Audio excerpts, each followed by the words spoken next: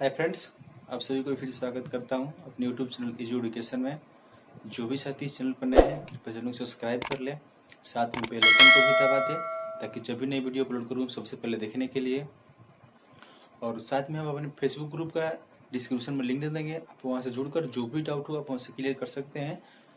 तो आज हमारा ये टॉपिक है संज्ञा पार्ट 2 है। पार्ट 1 हम हमारे यूट्यूब चैनल पे अपलोड कर दिया हूँ, उसका लिंक मैं इस वीडियो को डिस्क्रिप्शन में दे देंगे, आप वहाँ से जाकर ये देख लीजिएगा। हम व्यक्तिवाचक संज्ञा तक हम देख चुके थे और उसके जस्ट आगे मैं आपको बताऊं उससे पहले मैं एक चीज में व्यक्तिवाचक संज्ञा में मैं भूल गया था, उसको मैं बता देता हूँ। यहाँ पे मैं नोट में यहाँ पे लिख दे रहा हूँ।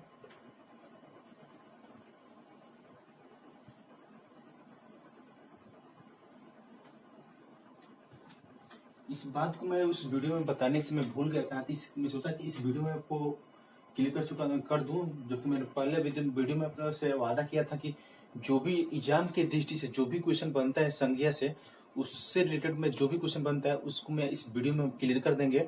आपको जो भी डाउट हो क्लियर कर देंगे, आपको डाउट नहीं रहेगा तो बस आप हमारे साथ बने रहिएगा अंत तक। तो मैं जो पॉइंट छोड़ा था मैं यहाँ पे बता रहा हूँ कि व्यक्तिवाचक संज्ञा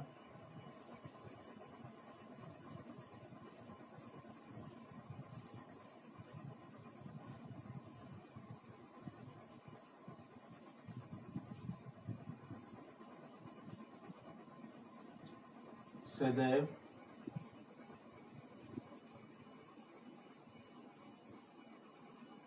एक वचन होती है, एक वचन में होती है।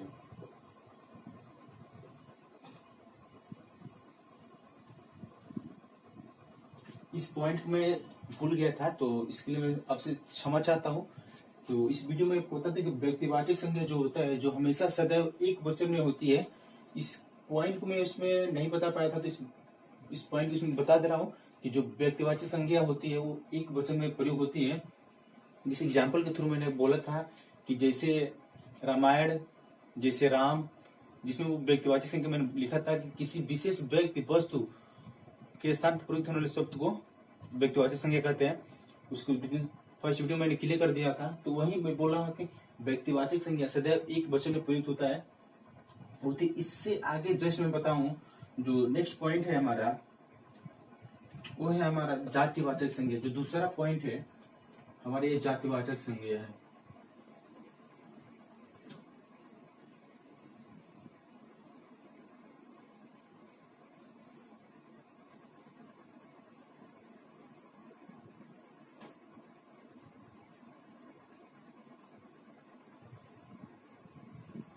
इसके बारे में आपको बताऊं तो सबसे पहले इसका मैं डिफिनेशन में इसका मैं परिभाषा लिख दे रहा हूं, उसके बाद मैं बताऊंगा इसके बारे में। तो वह संज्ञा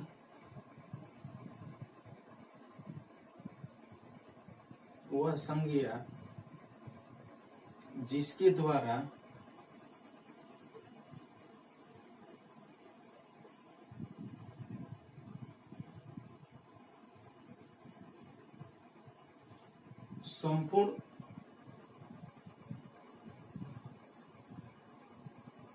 संपूर्ण जाति का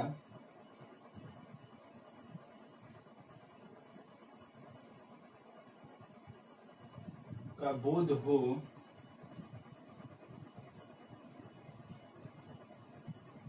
उसे हम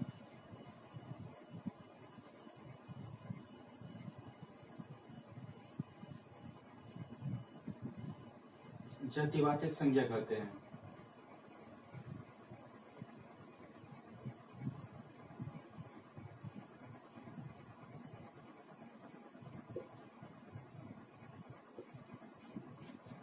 जातिवाचक संज्ञा जो हमारा नेक्स्ट पॉइंट है, इसमें बोला है कि वह संज्ञा जिसके द्वारा संपूर्ण जाति का बोध हो। इसका कहने का मतलब कि वह संज्ञा जिसके द्वारा संपूर्ण जाति का बोध होता हो उसे हम, देखिए बोला कि संपूर्ण जाति का बोध होता है उसे हम जातिवाचक संज्ञा कहते हैं।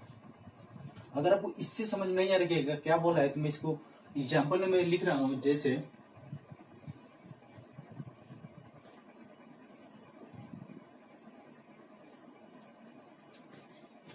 लड़का,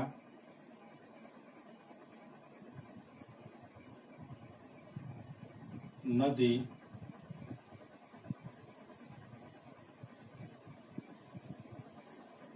नदी के बाद से यहाँ पे हो जाएगा पर्वत,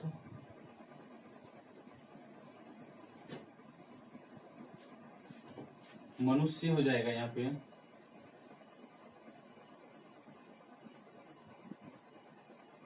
गाय हो जाएगा यहाँ पे।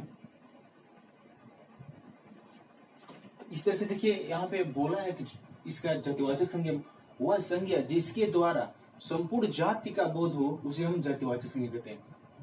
अब यहाँ पे देखिए आया कि जातिवाचक संज्ञा मैं एग्जाम्पल लिया हूँ लड़का, यहाँ पे लड़का लिया है तो यहाँ पे एक लड़की के लिए नहीं बोला है, संपूर्ण मतलब सारे लड़कों को बोल दे कि सारे लड़कों को हम जातिवाचक, ये जाति का बोध करा रहा है। यहाँ पे लड़का एक लड़का के बारे में नहीं बोला, ये पूरे लड़के को बोल रहा है, ये जाति का बोध करा रहा है। फिर यहाँ पे नदी, एक नदी को नहीं बोल रहा है, यहाँ पे सारे नदी को बोला है। अगर मैं नदी लिखा हूँ तो आपके दिमाग में बनना होगा, जब यहाँ पे नदी लिखे हैं तो व्यक्तिवाचक संज्ञा में आपने गाय का आपने वहां पे लिखा था गंगा, तो गंगा नदी में एक विशेष अपने आप में खुद एक विशेष है, इसलिए वहां पे व्यक्तिवाचक संज्ञा हो जाएगी। और यहाँ पे जो नदी है यहाँ पे जातिवाचक संज्ञा, क्योंकि यहाँ पे जाति का बोध कर रहा है, एक के बारे में नहीं बोला है, सारे नदियों को बोल रहा है कि यहाँ पे नदी, इसलिए यहाँ पे जातिवाचक संज्ञा हो जाए। फिर यहाँ पे देखिए पर्वत बोला है, तो पर्वत भी एक नहीं है, क्योंकि सारे पर्वत को मिलाकर यहाँ बोल रहा है, सारे पर्वत जातिवाचक संज्ञा के पूरा पर्वत के ही बारे में बोल रहा है। फिर यहाँ पे मनुष्य, यहाँ पे लिखा एग्जाम्पल है मनुष्य, यहाँ पे एक मनुष्य के बारे में नहीं बोल रहा है, यहाँ पे सारे मनुष्य जितने पृथ्वी पे मनुष्य हैं उसके बारे में बोल रहे हैं मनुष्य। फिर यहाँ पे देखिए इसके जस्ट आगे यहाँ पे गाय, गाय में यहाँ पे फिर देखिए यहाँ पे गाय जो बोला है ये एक गाय के लिए नहीं बोला है, यहाँ पे सभी गायों को बोलकर सभी गायों को बोला है, इसलिए यहाँ पे जातिवाचक संज्ञा हो जाएगा। तो इस तरह से हमारी जातिवाचक संज्ञा भी यहाँ पे क्लियर हो गया होगा आपको। तो इसको फिर मैं यहाँ पे रिविजन करूं कि वह संज्ञा जिसके द्वारा संपूर्ण जाति का बोध हो उसे हम जातिवाचक संज्ञा कहते हैं। जातिवाचक संज्ञा में यहाँ पे 5 एग्जाम्पल लिया हूँ आपके सामने, लड़का, नदी, पर्वत, मनुष्य, गाय। इसके आगे मैं एग्जाम्पल और ले सकता हूँ, लेकिन 2 ही 3 एग्जाम्पल आप समझ जाएंगे तो आपको एग्जाम में जो भी आएगा तब आपसे डाउट नहीं होगा, आप हमसे क्लियर कर सकते हैं। एक बार आपको डाउट क्लियर हो गया तो कितना भी घुमा फिरा कर पूछेगा हम आप सही बता देंगे। तो इस तरह से आप यहाँ पे जातिवाचक संज्ञा आपको क्लियर हो गया। तो जातिवाचक संज्ञा मैंने यहाँ पे 2 प्रकार बताया था, द्रव्यवाचक संज्ञा, समूहवाचक संज्ञा। इसके जस्ट मैं आगे लिख रहा हूँ द्रव्यवाचक संज्ञा। नेक्स्ट पॉइंट है द्रव्यवाचक संज्ञा। इसके बारे में आपको समझा देता हूँ। इसका पहले मैं यहाँ पे परिभाषा लिख रहा हूँ कि वह संज्ञा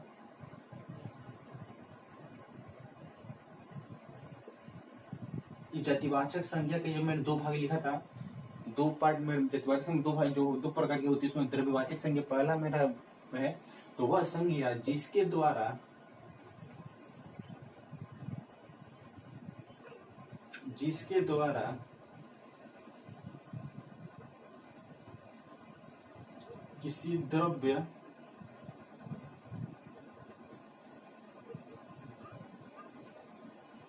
किसी द्रव्य या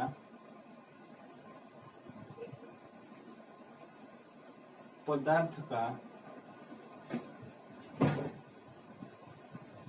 बोध हो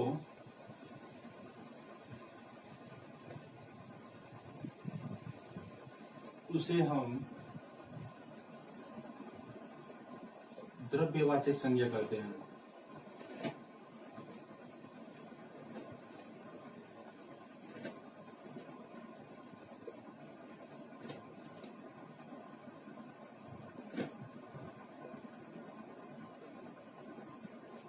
बोले कि वह संज्ञा जिसके द्वारा किसी द्रव्य या पदार्थ का बोध हो उसे हम द्रव्यवाचक संज्ञा कहते हैं। यहाँ पे देखिए इसके नाम में ही, यहाँ पे देखिए यहाँ पे लिखा द्रव्यवाचक संज्ञा या पदार्थवाचक संज्ञा। इन दोनों को नाम में से ही पता चल रहा है कि इसमें जो भी बात होगा नाप तौल यानी माप तौल का ही प्रयोग होगा। तो यहाँ पे देखिए यही यहाँ पे लिखा है कि वह संज्ञा जिसके द्वारा किसी द्रव्य या पदार्थ का बोध हो उसे हम द्रव्यवाचक संज्ञा कहते हैं। तो इसके नाम में ही छुपा हुआ है। अगर आपको डिफिनेशन नहीं भी याद रहेगा तो आपको अगर द्रव्यवाचक संज्ञा या पदार्थवाचक संज्ञा आपको कहीं भी दिखाई दे तो आप बस एक बात सोचिए, एक द्रव्यवाचक संज्ञा तो उसके मतलब होता है कि माप तोल, इसके अंदर जो भी होगा बस माप तोल की घटना होगी। तो वह संज्ञा जिसके द्वारा किसी द्रव्य या पदार्थ का बोध हो उसे हम द्रव्यवाचक संज्ञा कहते हैं। इसका मैं एग्जाम्पल लूं तो इसका मैं एग्जांपल ले रहा हूँ आपको सामने। जैसे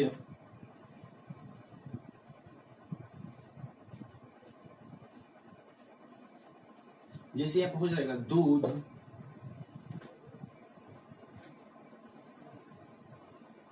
घी, सोना, चांदी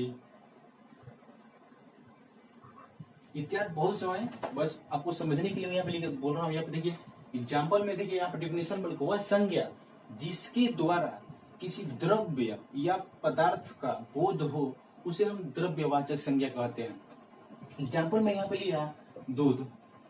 मैं सबसे पहले यही बोला कि द्रव्यवाचक संज्ञा पदार्थवाचक संज्ञा में बस नाप तोल की गणना होती थी। यहाँ पे देखिए दूध है तो यहाँ पे नापा जाता है, फिर घी है ये भी मापा जाता है, सोना ये भी नाप तोल की घटना है, यहाँ चांदी भी ये भी नाप की घटना। तो बस आपको यही आपको ध्यान रखना है कि जब भी द्रव्यवाचक संज्ञा या पदार्थवाचक संज्ञा दिखाई दे तो बस आपको दिमाग में यही आपको रीड करना है कि बस इसमें नाप तोल की गणना होगी।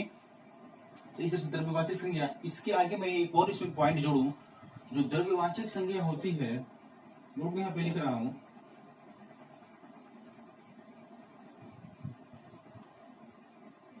कि जो ये द्रव्यवाचक संज्ञा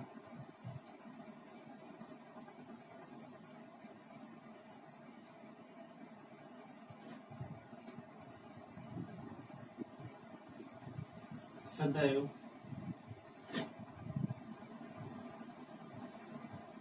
एक वचन में प्रयुक्त होते हैं।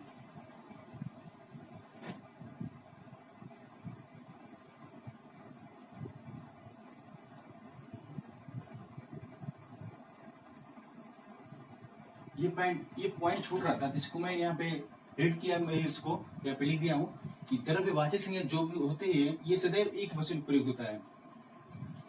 तो इसकी यहाँ पे द्रव्यवाचक संज्ञा यहाँ पे मैं क्लियर कर दिया हूँ। इसकी आगे मैं यहाँ पे समूहवाचक संज्ञा लेने से पहले मैं आपको बताऊं कि मैंने आपसे ये वादा किया था कि एग्जाम की दृष्टि से जितने भी क्वेश्चन बनेंगे मैं आपको हर क्वेश्चन, जितने भी क्वेश्चन बनेंगे मैं आपको इस वीडियो के थ्रू आपको हर क्वेश्चन के बारे में आपको जानकारी दूंगा और समझा दूंगा कि यहाँ पे जितने भी डाउट होगा आपको क्लियर हो जाएगा और आगे से कोई गलती नहीं होगा आपको। इसलिए मैं एक एक पॉइंट को यहाँ पे अच्छे से समझा रहा हूँ। उससे पहले जितना मेहनत मैं आपके लिए कर रहा हूँ तो आप भी मेहनत हमारे लिए कीजिए कि ज़्यादा से ज़्यादा अपने दोस्तों को शेयर कीजिए इस वीडियो को और सब्सक्राइब करवाइए और लाइक कीजिए, शेयर कीजिए और कमेंट कीजिए। जो भी वीडियो में कमी हो आप हमको शेयर कीजिए, कमेंट करके आप बताइए कहाँ सर ये कमी है, मैं उसको नेक्स्ट वीडियो में आपको सुधारने की कोशिश करूँगा। इसके आगे मैं समूहवाचक संज्ञा लेता हूँ। इसके बारे में आपको बता दूँ कि वह संज्ञा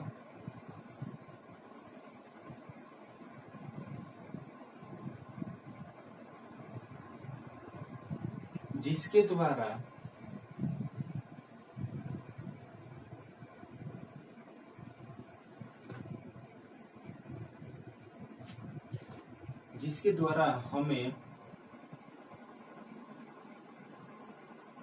किसी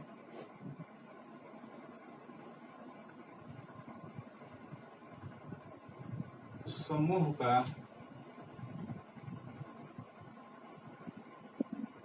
बोध हो उसे हम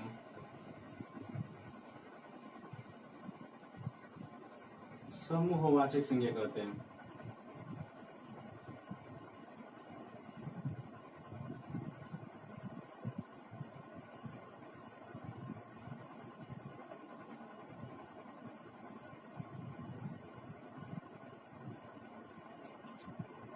इसके बता दो द्रव्यवाचक संज्ञा मैंने दो प्रकार लिखा हुआ था, द्रव्यवाचक संज्ञा, समूहवाचक संज्ञा। तो समूहवाचक संज्ञा, द्रव्यवाचक संज्ञा नेक्स्ट लास्ट टॉपिक है। तो वह संज्ञा जिसके द्वारा हमें किसी, यहाँ पे देखिए हमें किसी समूह का, मैं बोले कि हमें किसी समूह का बोध हो उसे हम समूहवाचक संज्ञा कहते हैं। फिर से मैं एक बार रिपीट कर रहा हूँ। तो वह संज्ञा जिसके द्वारा हमें किसी समूह का बोध हो उसे हम समूहवाचक संज्ञा कहते हैं। अब यहाँ पे देखिए समूहवाचक संज्ञा इसके नाम में ही छिपा है। अगर आपको डिफिनेशन नहीं भी याद रहा, अगर आप भूल भी गए तब बस यहाँ पे देखिए लिखा है समूह, अब यहाँ पे लिखा है देखिए समूह। तो समूह से आप इतना आप कन्फर्म कर सकते हैं आप अपने दिमाग को कि जब समूहवाचक संज्ञा में आप यहाँ पे देखिए समूह लिखा हुआ है तो हमको कहीं ना कहीं बस समूह कोई से मतलब समूह का ही यहाँ पे बोध होगा। तो उसी यहाँ पे देखिए यहाँ पे डिफिनेशन में लिखा हो कि वह संज्ञा जिसके द्वारा हमें किसी समूह का बोध हो उसे हम समूहवाचक संज्ञा कहते हैं। अगर आपको इससे क्लियर नहीं हुआ हो तो मैं आप एग्जाम्पल लेता हूं, जैसे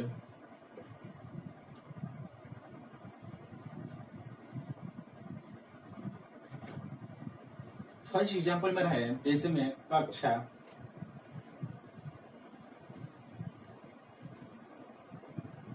सेना, पुलिस,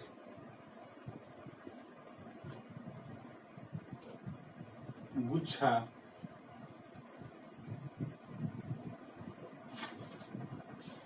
उसके बाद से यहाँ पे एक और लूं अंगूठी,